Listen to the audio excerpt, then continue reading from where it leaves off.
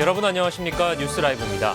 이번 주말 설악산과 오대산 등을 시작으로 단풍이 절정에 이르는 시기입니다. 사회적 거리두기 완화 이후 확진자 수가 100명 안팎으로 오르락내리락하고 있죠. 방역당국은 단풍놀이가 코로나19 확산의 고비가 될 수 있다는 우려에 이번 주말부터 다음 달 15일까지 관련 방역 활동을 강화하기로 했습니다. 10월 16일 뉴스라이브 지금부터 시작합니다. 오늘의 헤드라인입니다. 부가현 1구역 내 과선교 공사가 진행 중인 가운데 아파트 간 출입 문제 등 구역 간 갈등 양상이 계속되고 있습니다.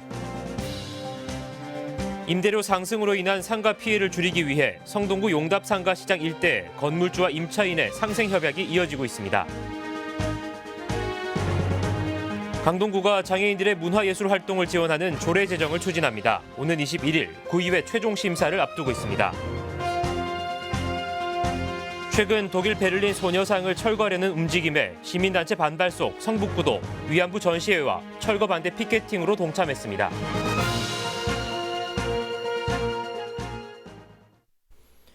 말도 많고 탈도 많은 부가현 1구역 내 과선교 공사가 지난달 말부터 시작한 가운데 아직 1회 1구역과 1회 2구역 간 갈등의 골은 좁혀지지 않고 있습니다. 급기야 아파트 간 출입을 막는 펜스를 설치하는 등 골이 깊은 갈등 양상을 보이고 있습니다. 보도에 조성협 기자입니다. 지난달 말부터 시작한 부가현 재개발 1구역 내 과선교 상판 공사 현장입니다. 과선교는 경의선 철도 용지 상부를 횡단해 부가현 1회 1구역과 1회 2구역을 연결하는 교량으로 2, 3구역과 연결되는 순환도로 역할도 담당할 전망입니다. 하지만 아직 설치 주체인 1회 1구역과 1회 2구역 간 과선교 시공 관련 변경 계약서엔 도장을 찍지 않은 상태입니다. 당초 1회 2구역 아파트 측이 가졌던 시공 권한이 1회 1구역 아파트로 넘어가면서 계약 내용이 변경됐고 이 과정에서 두 아파트 간 알력 다툼이 발생한 것. 계약하자고 해놓고 그 시간 되면 또 어디 외출했다고 그러고 도장 찍은다고 그랬는데 그때부터 가봐야 될 것 같아요. 중요하죠. 지금 검토 중인 걸로 알고 있어요. 내용을 잘 모르겠네요. 다만 과선교 공사 예산의 부족분에 대해선 해답을 찾은 것으로 확인됐습니다. 부가현 3구역 재개발 과정에 용적률 등의 인센티브를 제공하고 60억 원 규모의 공사비를 지원받기로 한 것. 이제 사업이 한창 진행하고자 하는 초반인 구역에서 그 금액에 합당한 인센티브나 이런 용적률을 부여하고 그 자금을 대는 요거는 가능하게 되기 때문에 그런 식으로 이제 물꼬가 텄고. 이런 가운데 과선교 설치 문제에 더해 아파트 출입 문제 등으로 양측 아파트 간 갈등의 골은 더욱 커지는 모양새입니다. 1회 1구역 주민들이 1회 2구역 단지 내 통행로를 지름길로 사용하면서 문제가 불거졌고 지난 9월 중순 1회 2구역 아파트 측이 타 주민들의 진입을 원천적으로 막는 펜스를 설치하면서 갈등이 격화된 것. 지금 허가를 받지 않고 설치하셔가지고 자진 철거하시라고 그 사전 처분 통지서를 지난 9월 25일 날 저희가 발송을 했거든요. 지금 형사고발 또는 과태료 부과 처분을 지금 예상하고 있습니다. 현재 1회 1구역 아파트 역시 타 주민들의 아파트 출입을 막는 방법을 고려 중인 것으로 알려져 양측의 다툼은 쉽사리 가라앉지 않을 전망입니다. 딜라이브 서울경기 케이블TV 조성엽입니다. 코로나19로 문을 닫는 가게가 적지 않은 요즘입니다. 성동구에선 건물주와 임차인이 임대료 상승으로 공실이 발생하지 않도록 협력하자는 내용의 이른바 상생협약이 잇따르고 있습니다. 어떤 내용인지 이혜진 기자가 보도합니다. 지난 2월 도시재생 시범사업 대상지로 선정된 용답상가 시장. 도시재생으로 시장 상권이 활성화될 것이란 기대감이 크지만 기존의 도시재생 사업지에서 문제가 된 젠트리피케이션에 대한 우려도 공존하고 있습니다. 이런 가운데 성동구가 용답시장 상가 일대 건물주들을 대상으로 젠트리피케이션 방지를 위한 상생협약을 이끌고 있습니다. 적정 임대료를 유지해 임차인을 보호하겠다는 약속인데 이 일대 건물주 120여 명 중 60%가 동참 의사를 밝힌 상태입니다.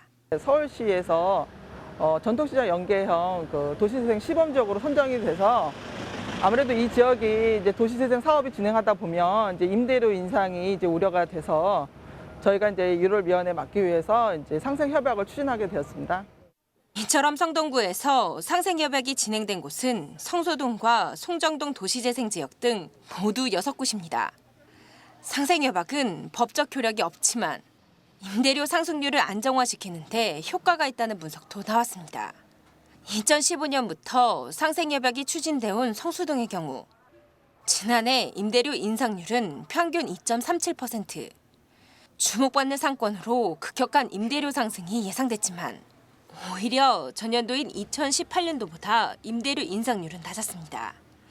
특히 상생협약을 체결하지 않은 건물의 임대료 인상률은 상생협약 체결 건물보다 2배 정도 높은 것으로 나타났습니다. 상생 협약을 해주신 분들은 이제 안정적으로 그 5% 미만으로 유지를 잘 해주시고 계시고, 그다음에 체결이 안 된 데는 5%라도 뭐 2%도 있고 3%도 있잖아요. 근데 이제 그 이상으로 지금 안정적이지 못한 뭐 이런 현상을 지금 보이고 있습니다.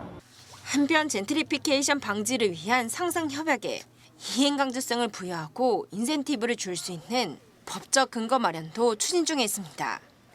딜라이브 서울 경기 케이블 TV 이혜진입니다. 우리 곁엔 예술가를 꿈꾸거나 또 문화예술 활동을 통해 사회성을 기르는 장애인들이 적지 않습니다. 하지만 이들을 위한 지원책이 부족해 열악한 환경에 처해 있는데요. 강동구에서 이들을 위한 지원 조례가 상정돼 눈길을 끌고 있습니다. 어떤 내용을 담고 있는지 태윤영 기자가 전해드립니다.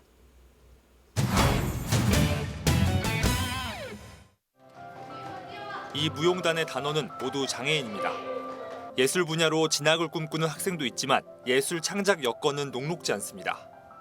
지역에서 무대에 설 기회가 부족할 뿐더러 전용 연습 공간도 없는 실정입니다. 지도자 자비로 연습 공간을 대여해 창작 활동을 이어가고 있습니다.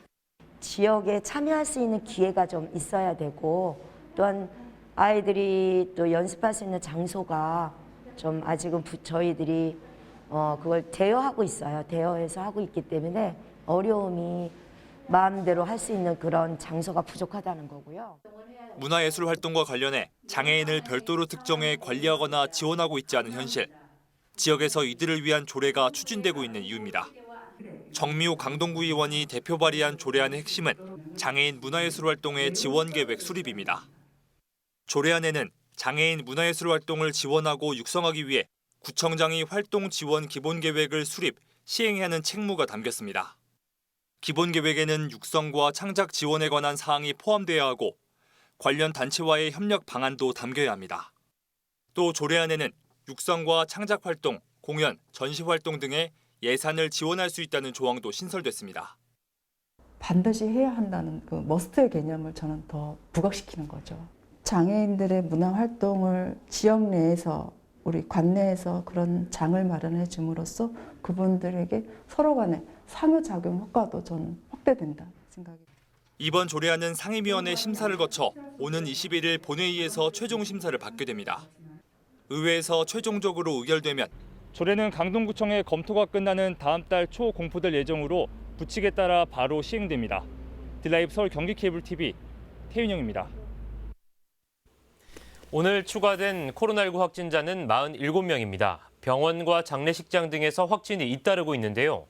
방역당국은 수도권 지역 노인병원 등을 중심으로 선제검사를 벌이는 등 추가 방역 대책을 내놨습니다.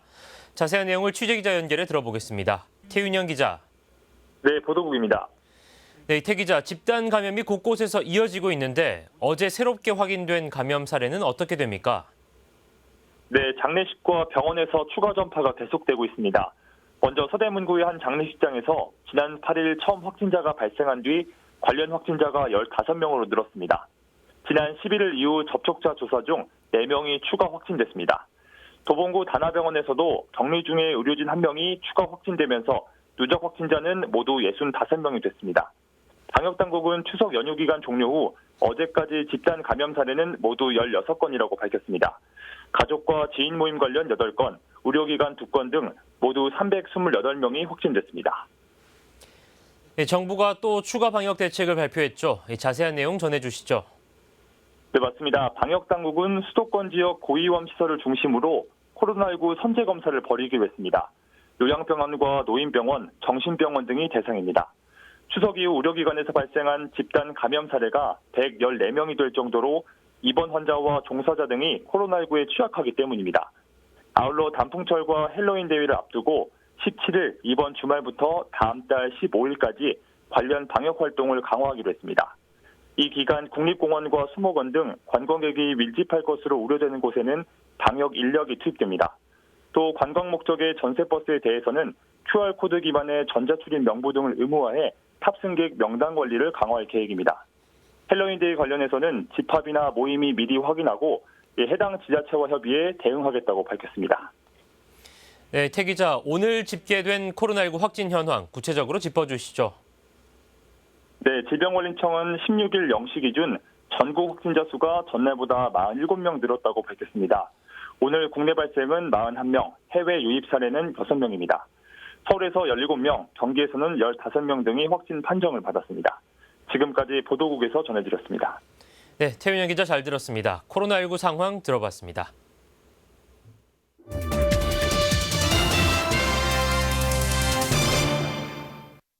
최근 독일 베를린시 미테구가 우리 시민단체가 세운 위안부 소녀상에 대해 철거 명령을 내려 논란이 일고 있는데요. 시민단체 측 반발로 일단 철거 명령은 보류된 것으로 전해지고 있습니다.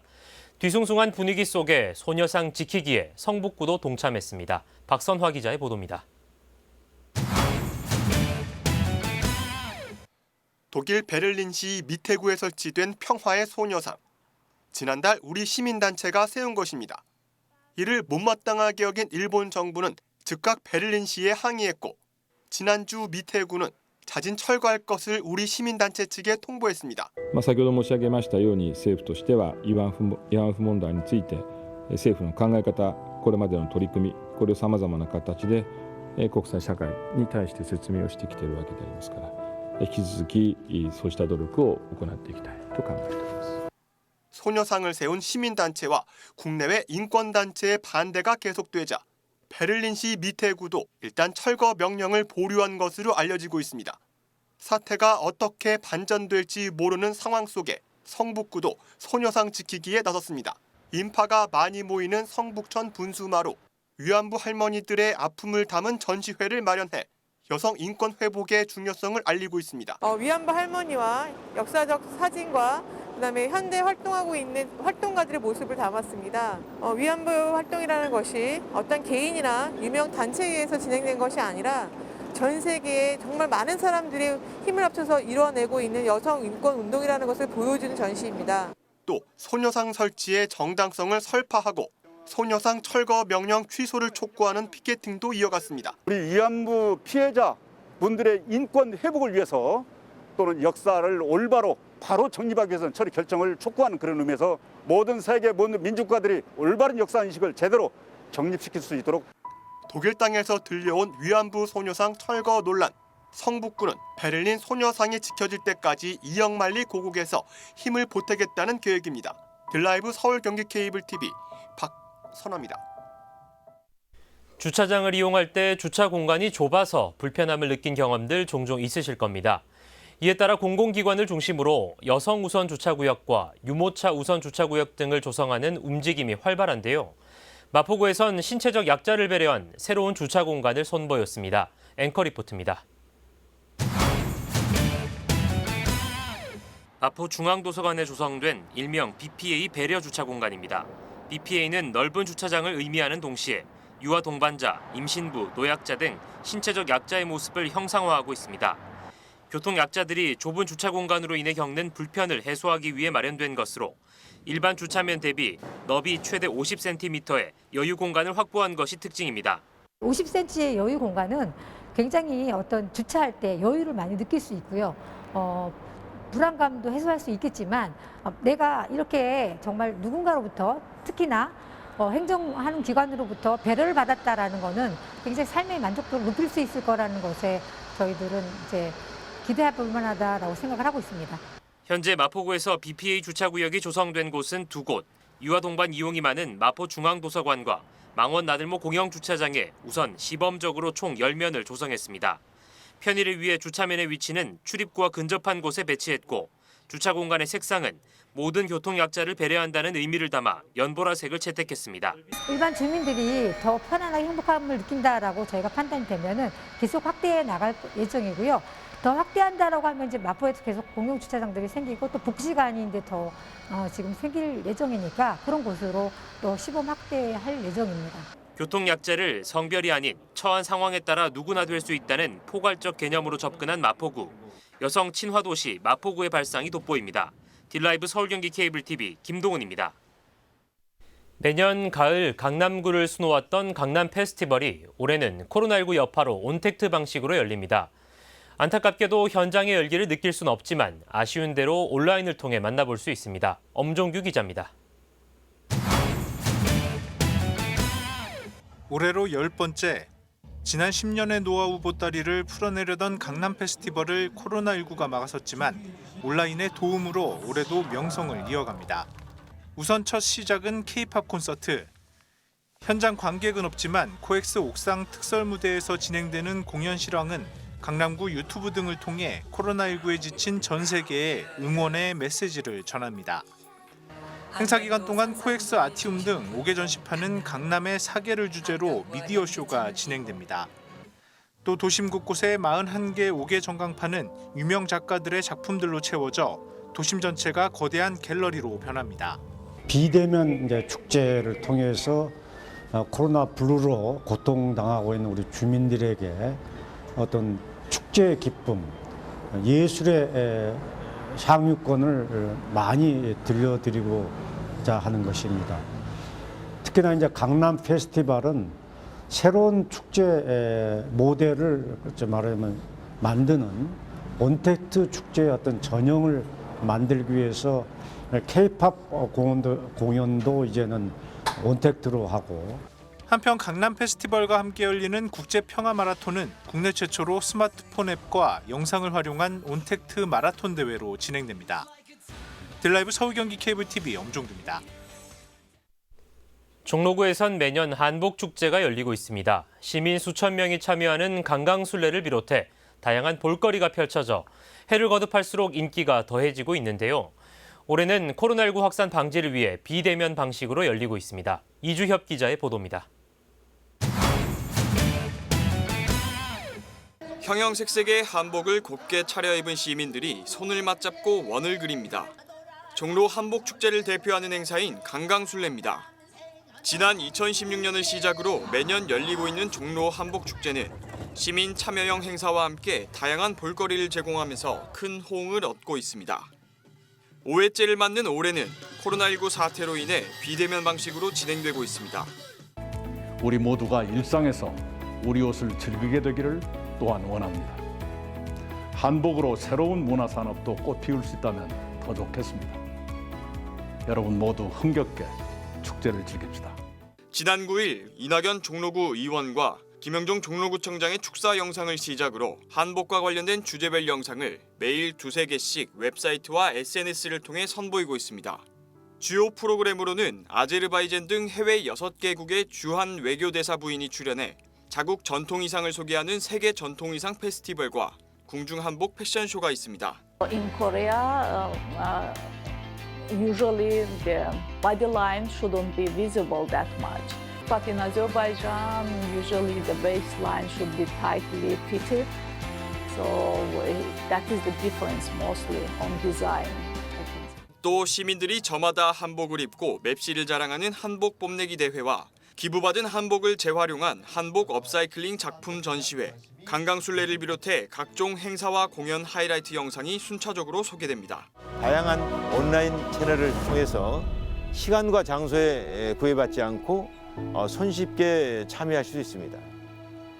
우리의 한복이 아름다움과 또 우수성을 2020년 종로 한복축제에서 마음껏 감상하시기 바랍니다. 2020 종로 한복축제는 이달 23일까지 종로구청 홈페이지나 종로문화재단 공식 유튜브 채널, 종로 한복축제 공식 인스타그램에서 만나보실 수 있습니다. 딜라이브 서울경기 케이블TV 이주협입니다. 딜라이브 케이블 TV기 초등학교 야구 대회에서 가동초등학교가 돌풍을 일으키고 있습니다. 무실점 연승 행진을 기록하며 대회 초반부터 압도적인 경기력을 선보이고 있습니다. 박영찬 기자입니다. 제17회 딜라이브 케이블 TV기 초등학교 야구대회에서 가동초등학교가 파죽의 기세로 무실점 연승 행진을 달리고 있습니다. 가동초는 14일 열린 강남초와의 경기에서 선발 고경민과 김민건의 탄탄한 투구 속에 양지훈과 김민건의 타선을 중심으로 안타와 홈런이 폭발하며 7대0 영봉승을 이어나갔습니다. 1회 초 가동 선발 고경민이 탈삼진을 잡는 데 이어 김민규와 홍우성의 바닥을 쓸어내는 안타로 1회부터 3점을 뽑아내는 괴력을 발휘했습니다. 4회 말엔 강남 선발 김주환을 상대로 가동 박인수와 김민규, 김민건이 연이은 안타를 뿜어내며 강남의 마운드를 압도했습니다. 가동 양지훈은 강남 김주환의 강속구를 2점 홈런으로 받아치며 승부에 쐐기를 박았습니다. 가동 김민건은 이날 경기에서 4이닝 3안타에 탈삼진 3개를 기록하며 공수를 아우르는 압도적인 활약을 펼쳤습니다. 저를 위해 열심히 일해주시고 감사드리고 감독님에게는 너무 감사드리고 팀원들이 같이 합심한 게 오늘 승리에 주연한 것 같아요. 딜라이브기 우승 한번 가자. 한편 강남은 선발 오기욱과 박찬승이 각각 1개의 탈삼진을 기록하며 선방했지만 경기 후반 내야와 외야 수비가 무너지면서 4회 동안 넉 점을 내주고 무릎을 꿇었습니다. 딜라이브 서울경기 케이블 TV 박영찬입니다.